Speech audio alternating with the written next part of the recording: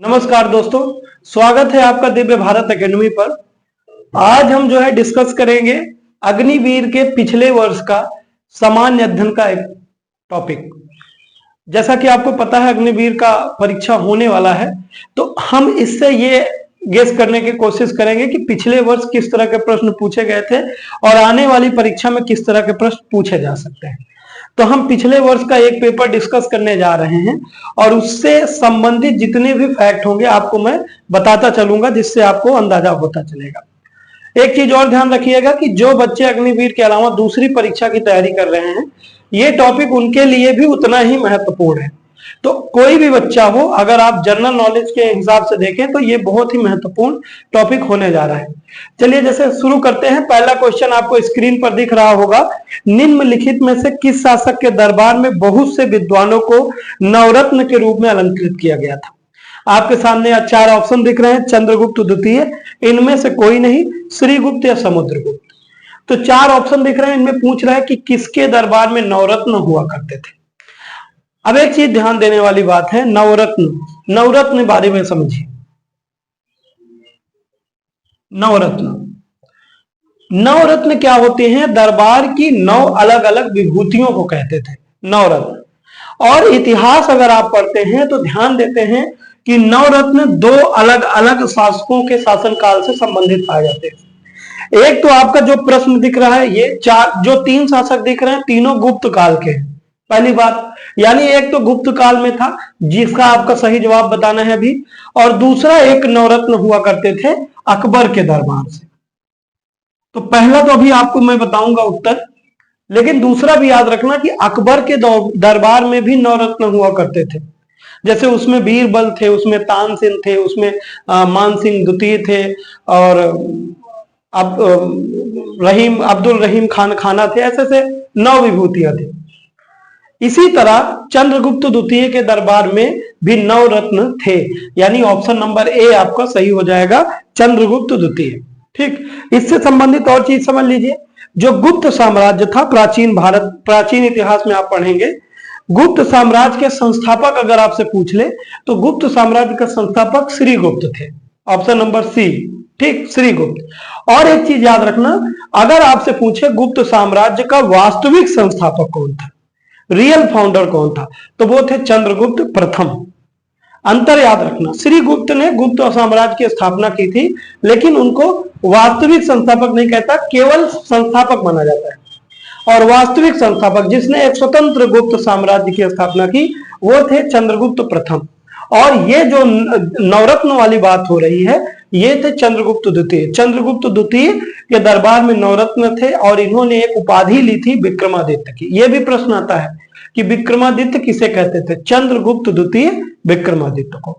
और तीसरा जो है समुद्रगुप्त, ये भी बहुत इंपॉर्टेंट थे, गुप्त साम्राज्य के थे, और इनको कहा जाता है भारत का नेपोलियन। इन्होंने अपने जीवन में कोई लड़ाई नहीं हारी थी, इसीलिए इनको भारत का नेपोलियन कहते हैं। समुद्रगुप्त ने एक बहुत ही प्रसिद्ध प्रशस्ति लिखवाई थी प्रयाग में, उसको कहते हैं प्रयाग प्रशस्ति। इनके समुद्रगुप्त का एक दरबारी कवि था हरिसेन, उसने उसको लिखवाया था।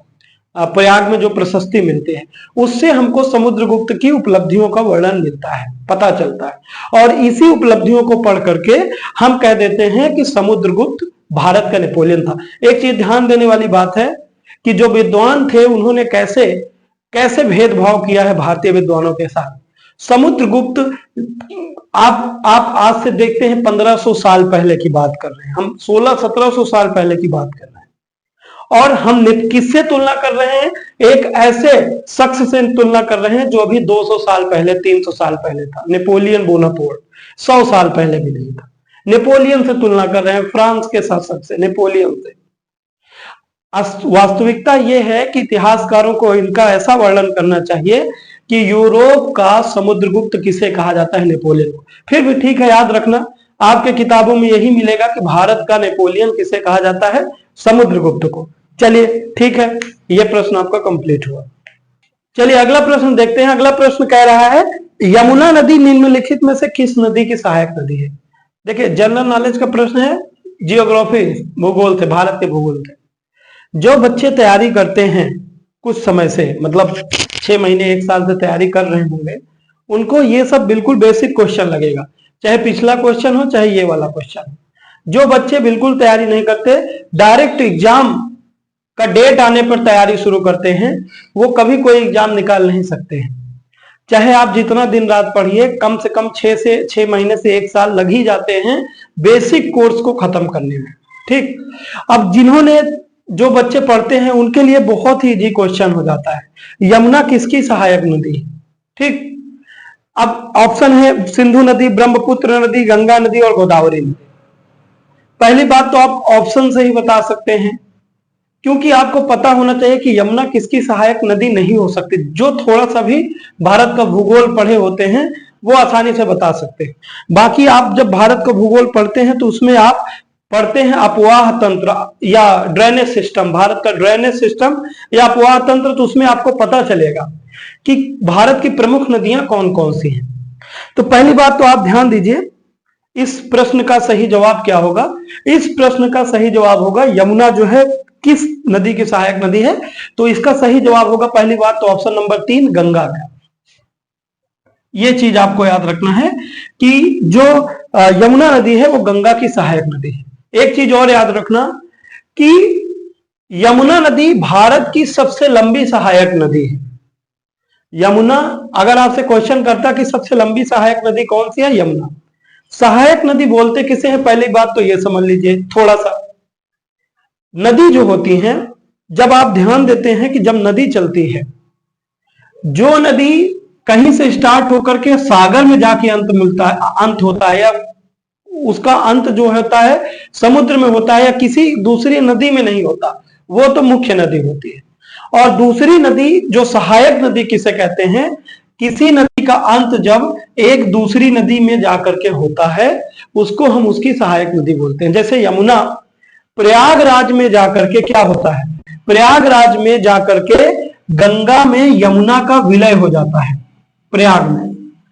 अब मैटर क्या करता है, मैटर ये करता है कि इसको किसे आप सहायक नदी कहेंगे। आप कैसे डिसाइड करेंगे कि गंगा यमुना में मिल रही है या यमुना गंगा में मिल रही है, ये भी आपके दिमाग में प्रश्न आएगा। ठीक, उसको नापते हैं कैसे, मतलब उसको कैसे माना जाता है, कौन सी सहायक नदी है और कौन सी मुख्य नदी है। जो ज्यादा दूरी तय करके वहां पे आई हुई रहती है मिलने के पहले, उसी को हम उसकी, मतलब जो ज्यादा दूरी तय की हुई रहती है उसको मुख्य नदी मानते हैं, और जो मिलने से पहले कम दूरी तय की हुई होती है उसको हम उसकी सहायक नदी मानते हैं। तो जब प्रयागराज में गंगा और यमुना का मिलन होता है तो गंगा ज्यादा दूरी तय कर चुकी होती है यमुना के मुकाबले। ठीक, तो याद रखना गंगा निकलती कहां से है, गंगा निकलती है उत्तराखंड के गंगोत्री से। यमुना कहां से निकलती है, यमुना निकलती है यमुनोत्री से, एक बंदरपूंछ ग्लेशियर है वहां से। और गंगा निकलती है गंगोत्री ग्लेशियर से, और यमुना निकलती है यमुनोत्री में बंदरपूंछ करके है वहां से। ठीक, याद रखना, यमुनोत्री और गंगोत्री याद कर लेना। अब गंगा जो है इसका समापन होता है बंगाल की खाड़ी में, ये मुख्य नदी हो गई, और यमुना का समापन हो जाता है गंगा में, और इसीलिए उसको सहायक नदी बोलते हैं। ये चीज समझ में आ गई होगी। बाकी ऑप्शन के बारे में बात करते हैं। सिंधु नदी जो है, सिंधु नदी भारत में मुख्य रूप से हिमालय से निकलने वाली 3 नदियां हैं। एक तो है सिंधु, दूसरी है गंगा, और तीसरी है ब्रह्मपुत्र।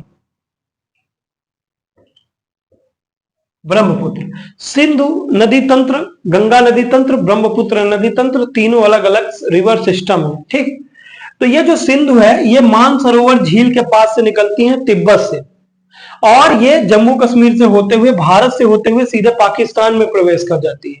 तो सिंधु नदी जो है पाकिस्तान की प्रमुख नदी है। सिंधु नदी तंत्र में मुख्य रूप से 6 नदियां हम जोड़ते हैं, सिंधु, चेनाब, रावी, सतलज, ब्यास, ठीक, और झेलम। ये 6 नदियां मिलकर के सिंधु नदी तंत्र का निर्माण करती है। गंगा की बात करें तो गंगा यूके से निकलती है, उत्तराखंड से निकलती है, गंगोत्री से। इसकी कई सारी प्रमुख सहायक नदियां हैं, जैसे यमुना हो गई, रामगंगा हो गई, केन नदी हो गई, सोन नदी हो गई। केन बेतवा तो खैर यमुना की है, सोन हो गई, ये सारी नदियां, जैसे कई सारी शारदा नदी हो गई, गंडक, तो ये सारी गंगा की सहायक नदियां, और इनको हम पूरे इलाके को, इस इलाके को बोलेंगे गंगा नदी सिस्टम, जितनी भी गंगा की और सहायक नदियां सबको मिला करके। ब्रह्मपुत्र की बात करें, ब्रह्मपुत्र भी निकलती है वहीं से जहां से सिंधु नदी का उद्गम होता है, यानी मानसरोवर झील के पास से, और ये पूरब की ओर बहते हुए अरुणाचल प्रदेश से भारत में प्रवेश कर जाती है। ठीक, ब्रह्मपुत्र नदी। तो ब्रह्मपुत्र नदी पूरा नॉर्थ ईस्ट का जो रीजन है वहां पे ये प्रमुख नदी कहलाती है। इसके बाद एक नदी आपको मिलेगी गोदावरी, जो आपको ऑप्शन में दिख रहा होगा। गोदावरी जो है प्रायद्वीपीय भारत, यानी देखिए नदी भारत में दो तरह की है, हिमालय से निकलने वाली नदियां या उत्तर भारत की, और दूसरी प्रायद्वीपीय नदियां या दक्षिण भारत की। तो प्रायद्वीपीय भारत की सबसे लंबी नदी है गोदावरी। ये क्वेश्चन बार बार पूछता है। भारत की सबसे लंबी नदी गंगा और दक्षिण भारत की सबसे लंबी नदी गोदावरी, गंगा गोदावरी, ये याद रख लेना। सबसे लंबाई में सबसे लंबी नदी गोदावरी है। दक्षिण भारत की गंगा किसे कहते हैं? अगर हम पवित्रता के मामले में बोले तो कावेरी उसका ऑप्शन होगा, दक्षिण भारत की गंगा। लेकिन अगर दक्षिण गंगा बोले, दक्षिण गंगा पूछे दक्षिण गंगा कौन सी है, वयोवृद्ध गंगा कौन सी है, तो उसका सही जवाब होता है गोदावरी। ठीक, तो ये प्रश्न भी आपका हो गया खत्म। ठीक, चलिए अगला प्रश्न देखते हैं। अगला प्रश्न फिर से इतिहास का है। पूछा जा रहा है हड़प्पा किसके द्वारा खोजा गया था। बहुत ही बेसिक क्वेश्चन है। जब आप इतिहास शुरू करते हैं, प्राचीन इतिहास पढ़ना शुरू करते हैं, तो वहां पे पहला ही मुख्य टॉपिक जो मिलता है, मुख्य चैप्टर जो मिलता है, उसका नाम है सिंधु घाटी सभ्यता। हड़प्पा सिविलाइजेशन, सिंधु घाटी सभ्यता या इंडस वैली सिविलाइजेशन, आप कुछ भी बोल सकते हैं। उसी का प्रश्न है, कह रहा है कि हड़प्पा किसके द्वारा खोजा गया था। ऑप्शन ए है आर.डी. बनर्जी, जिसको हम बोल सकते हैं राखल दास बनर्जी। ऑप्शन बी है दयाराम साहनी। ऑप्शन सी है ए.ओ. ह्यूम और ऑप्शन डी है ए.वी. अलेक्जेंडर। ठीक, पहली बात आप प्रश्न देखिए, हड़प्पा किसके द्वारा खोजा गया था। तो जैसा कि मैंने आपको बताया कि हड़प्पा सिंधु घाटी सभ्यता का पार्ट है। जब आप सिंधु घाटी सभ्यता पढ़ना शुरू करते हैं तो आपको वहां पे पहले ही बताया जाता है कि सिंधु घाटी सभ्यता को हड़प्पा सभ्यता क्यों कहा जाता है। उसका सिंधु घाटी सभ्यता का हड़प्पा सभ्यता भी नाम है। क्यों? क्योंकि सिंधु घाटी सभ्यता में सबसे पहला खोजा गया शहर हड़प्पा ही था। हड़प्पा सभ्यता, सिंधु घाटी सभ्यता की खोज कब हुई थी, ये आपका पहला प्रश्न बनेगा। तो ये हुई थी 1921 में। जो आपके प्रश्न में नहीं है पूछ सकता है, पूछेगा हड़प्पा सभ्यता की खोज कब हुई थी 1921 में, या हड़प्पा शहर की खोज कब हुई थी 1921 में, या भारत में खोजा गया सबसे पुराना शहर कौन सा है, तो हड़प्पा सबसे पहला शहर पुराने में। एक और शहर खोजा गया इसके जस्ट बाद, जो कि इससे भी ज्यादा महत्वपूर्ण था, मोहनजोदड़ो 1922। दो शहरों के नाम ज्यादा इंपॉर्टेंट हैं सिंधु घाटी सभ्यता में शुरुआती के। इन दोनों के ईयर याद रखने होते हैं और इन दोनों के खोजकर्ता का नाम बार बार पूछता है। तो पहली बात तो हड़प्पा की खोज हुई 1921 में, जो पहला पॉइंट बनेगा। दूसरा पॉइंट बनेगा मोहनजोदड़ो, जिसकी खोज हुई थी 1922 में। अब आते हैं खोजकर्ता में। इन दोनों के खोजकर्ता आपको ऑप्शन में दिख रहे हैं और आप बार बार कंफ्यूज होंगे, इसीलिए मैंने दोनों का बता दिया। हड़प्पा की खोज की थी 1921 में सर दयाराम साहनी ने, और मोहनजोदड़ो की खोज की थी 1922 में आर.डी. बनर्जी ने। आर.डी. बनर्जी का पूरा नाम है राखल दास बनर्जी। एग्जाम में बार बार यही दोनों क्वेश्चन रिपीट करता है और यह भी पूछता है कि इन दोनों, मतलब हड़प्पा सभ्यता या सिंधु घाटी सभ्यता में किन दो भारतीयों का प्रमुख योगदान था खोजने में, तो इन्हीं दोनों का, दयाराम साहनी और आर.डी. बनर्जी। इन दोनों लोगों का नाम आपको याद रखना है। ठीक, इसमें आप पढ़ेंगे, जब इतिहास पढ़ते हैं तो ये सब बहुत ही बेसिक सा क्वेश्चन है उसमें का। इसमें डिटेल में बहुत सारी चीजें रहती हैं, ये तो काफी बेसिक में आता है, इसको आपको याद रखना है। एक चीज और याद रखना, हड़प्पा जो है, हड़प्पा और मोहनजोदड़ो दोनों वर्तमान में पाकिस्तान में है। ठीक, ये पॉइंट। दूसरा पॉइंट याद रखना कि हड़प्पा जो है ये रावी नदी के किनारे है, रावी नदी के किनारे स्थित था, और मोहनजोदड़ो जो था वो सिंधु नदी के किनारे स्थित था। यह भी बहुत ही महत्वपूर्ण पॉइंट बनता है। दूसरी चीज, हड़प्पा वर्तमान में कहां स्थित है? हड़प्पा वर्तमान में स्थित है पंजाब पाकिस्तान में। जिनको ना पता हो वो जान लीजिए कि एक पंजाब पाकिस्तान में भी है। पंजाब का कुछ हिस्सा पाकिस्तान में गया था और ज्यादा कुछ हिस्सा भारत में आया था। ठीक, ये भी याद रखना है। एक पंजाब पाकिस्तान में है, लेकिन वहां पर पाकिस्तान में जैसे हमारे यहाँ राज्य होते हैं वैसे ही, यानी राज्य मतलब स्टेट होते हैं, वैसे ही पाकिस्तान में राज्य नहीं होते, प्रांत होते हैं, उनको प्रोविंस बोला जाता है। ठीक, तो पंजाब प्रोविंस पाकिस्तान में है, हड़प्पा। और सिंध की बात करें तो एक और प्रोविंस मिलेगा पाकिस्तान में जिसका नाम है सिंध प्रोविंस, और ये भी पाकिस्तान में है। ठीक, तो ये दोनों याद रखना, इतने मुख्य पॉइंट हैं। बाकी और अगर क्वेश्चन मिलेंगे तो उसमें करेंगे। इसका एक ऑप्शन और जो है ए ओ ह्यूम, उनके बारे में भी जान लीजिए। ए ओ ह्यूम, इनका पूरा नाम था एलन ऑक्टेवियन ह्यूम। इनका पूरा नाम क्या था? Allan Octavian Hume. ये महाशय कौन थे? जिन्होंने इतिहास पढ़ रखा, इनको अच्छे से समझता है, जानता है। यही महाशय हैं जिन्होंने कांग्रेस की स्थापना की थी। भारत की जो सबसे पुरानी राजनीतिक पार्टी है अभी फिलहाल, जिसमें आप सोनिया गांधी और राहुल गांधी जी को जानते हैं, जिनके जिस पार्टी से ये बिलोंग करते हैं, मल्लिकार्जुन खड़गे इस समय इसके अध्यक्ष हैं। इसी पार्टी के संस्थापक थे ए ओ ह्यूम। इनका नाम आपको याद रखना है। 1885 में इन्होंने कांग्रेस पार्टी की स्थापना की थी। ठीक, चलिए अगला प्रश्न देखते हैं। देखिए अगला प्रश्न जो है करंट अफेयर से आया था। चूंकि 2023 में पेपर हुआ था तो 2023 का पूछा था। सेम ऐसा क्वेश्चन इस साल भी आ सकता है, बिल्कुल आपको आइडिया हो जाएगा। प्रश्न पूछा था कि मार्च 2023 में, देखिए डेट दे देता है ताकि विवादित ना हो। मार्च 2023 में गुजरात के मुख्यमंत्री कौन हैं, यानी उस समय कौन थे? ऑप्शन है मानिक शाह, भूपेश बघेल, भूपेंद्र पटेल और जयराम ठाकुर। अब एक चीज ध्यान दीजिए कि अभी भी वही है जो, मतलब जब 2 मार्च 2023 में जो थे अभी भी वही हैं। बाकी 2 चेंज भी हो चुके हैं। अगर आप ध्यान देंगे तो भूपेश बघेल और जयराम ठाकुर अब मुख्यमंत्री नहीं है, बाकी उस समय थे चारों। अब इसमें प्रश्न पूछ रहा है कि गुजरात का मुख्यमंत्री कौन था। ध्यान दीजिए, इससे आपको यह आइडिया हो रहा है कि आपको सभी राज्यों के मुख्यमंत्री और राज्यपाल के नाम याद करके जाने हैं। तो जितने भी राज्य हैं उन सभी राज्यों के मुख्यमंत्री और राज्यपाल के नाम आपको हर हाल में याद कर लेना है। इसका उत्तर क्या होगा?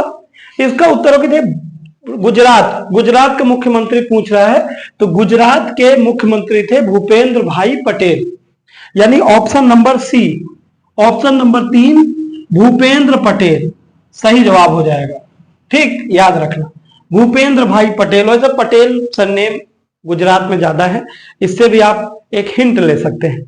मानिक शाह की बात करें तो ये अभी भी, मानिक शाह जी अभी भी मुख्यमंत्री हैं आपके त्रिपुरा के। ठीक, और भूपेश बघेल की बात करें तो भूपेश बघेल उस समय छत्तीसगढ़ के मुख्यमंत्री हुआ करते थे, अभी बदल गए हैं। फिलहाल है विष्णुदेव साय।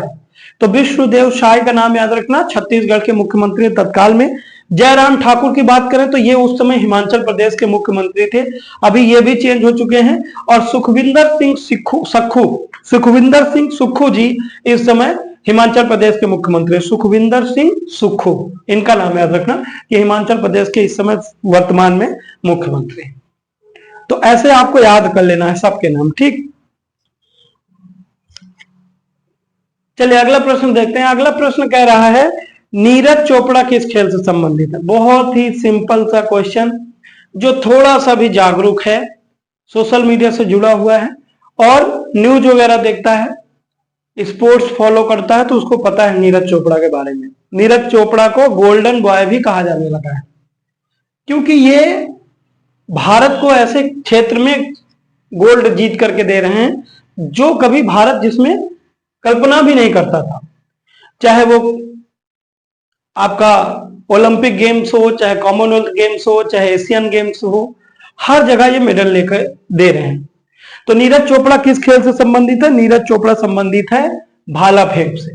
कहने का मतलब इस तरह का क्वेश्चन भी पूछ सकता है कि जो हाल फिलहाल बहुत ही फेमस एथलीट रहा हो। एक चीज ध्यान देना, क्रिकेटर का पूछने का चांस कम रहेगा, पूछ सकता है ऐसा नहीं है, लेकिन ज्यादातर एथलीट से ही क्वेश्चन आते हैं। तो जो फेमस लोग हैं, चाहे कि जिस फील्ड के हो उनको आपको याद रखना है, जो भी महान हस्तियां हैं उस फील्ड की। जैसे नीरज चोपड़ा जेवलिन थ्रो या भाला फेंक उसको बोलते हैं, उसमें इन्होंने गोल्ड मेडल लाया भारत के लिए। ओलंपिक गेम्स में एक तरह से देखा जाए तो एथलेटिक्स में गोल्ड जीतने वाले पहले भारतीय थे, आज तक कोई जीता नहीं था, वो भी भाला फेंक में, खासकर ट्रैक एंड फील्ड इवेंट में।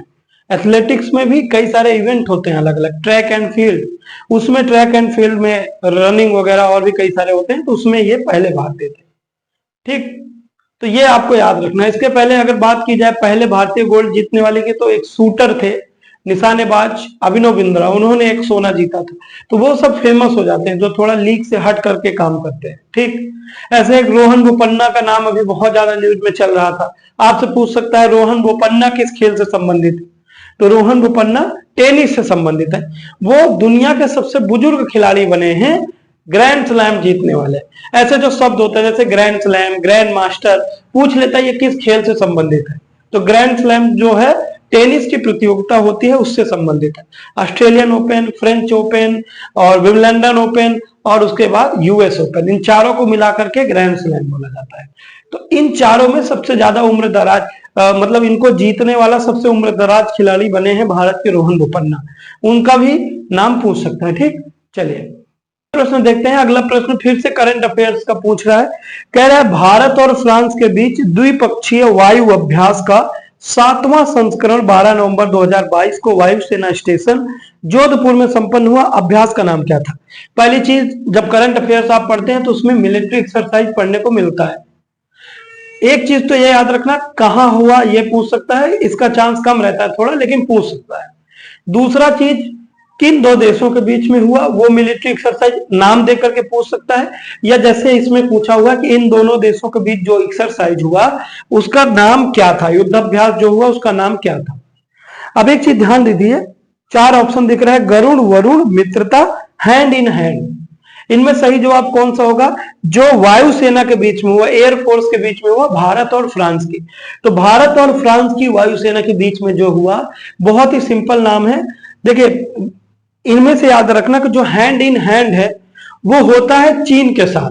अगर आपसे पूछे कि हैंड इन हैंड युद्धाभ्यास किस देश के साथ होता है भारत का, तो चीन के साथ होता है। अगर बात करें गरुड़ और वरुण, तो ये दोनों फ्रांस के साथ होता है। एक होता है जल सेना का यानी नेवी के बीच में, और एक होता है वायुसेना का यानी एयरफोर्स के बीच में। अब इनमें आपको अंदाजा लगाना है कि गरुड़ और वरुण में कौन सा वायुसेना का होगा, कौन सा जल सेना। तो बहुत ही सिंपल सा, आप सिंपल तरीके से याद रख सकते हैं, गरुड़ जो हवा में उड़ता है उसी के नाम पे वायुसेना ने युद्धाभ्यास रखा, वायुसेना का।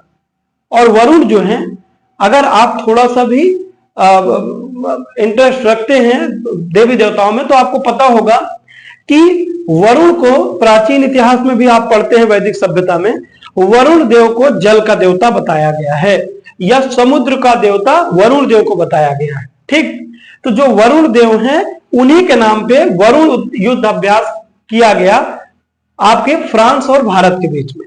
और गरुड़ युद्ध अभ्यास किया गया, वो भी एक, आप ध्यान दीजिए कि वो भी विष्णु की एक सवारी है गरुड़, उसके नाम पे रखा गया गरुड़ युद्ध अभ्यास इंडियन और फ्रांस की एयरफोर्स के बीच में।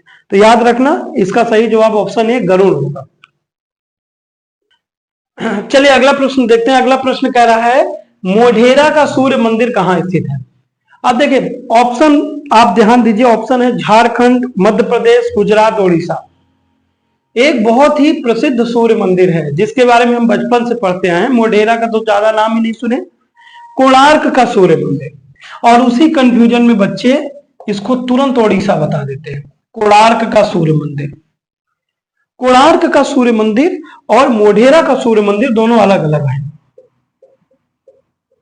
मोढेरा सूर्य मंदिर, ठीक।